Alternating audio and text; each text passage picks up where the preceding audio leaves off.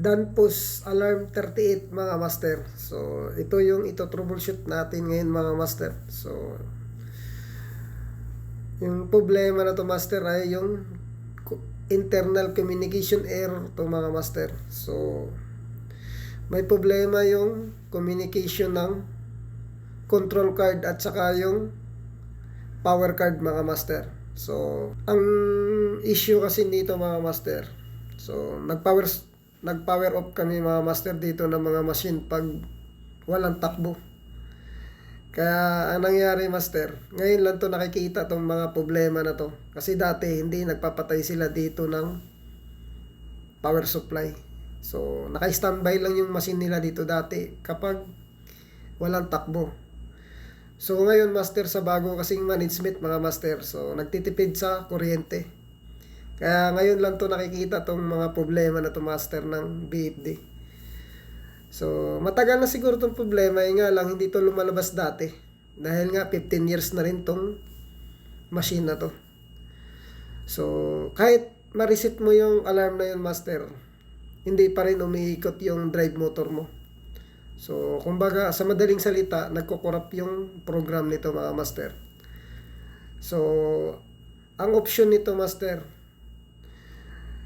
kukopya ka sa kabilang Danfoss na kaparehas nito. So may kaparehas kami nito na machine, kaya ang gagawin ko dito master, dito ako kukuha ng program na to. So mag-download ako dito ng program mga master na galing dito sa kabila naming machine.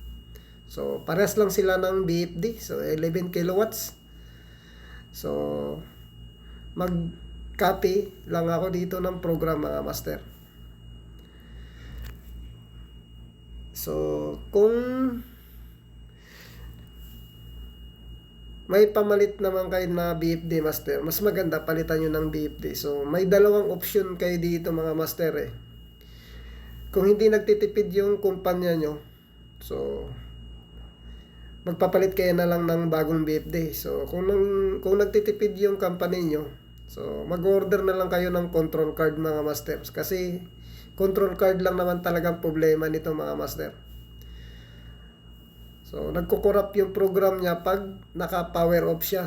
So pag naka-standby yung machine na to master, na naka-power off yung main breaker nyo, so pag nag-start up kayo, yun ang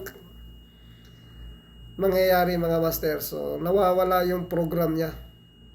So kailangan mo siyang uploadan ng program, so para gumagana yung BFD na to. So ngayon master ay tapos na. So nag-upload na tayo ng program. So ngayon master, kung nakita nyo ay pinay-start ko na sa operator at umiikot na yung main drive motor namin mga master. So yun lang mga master.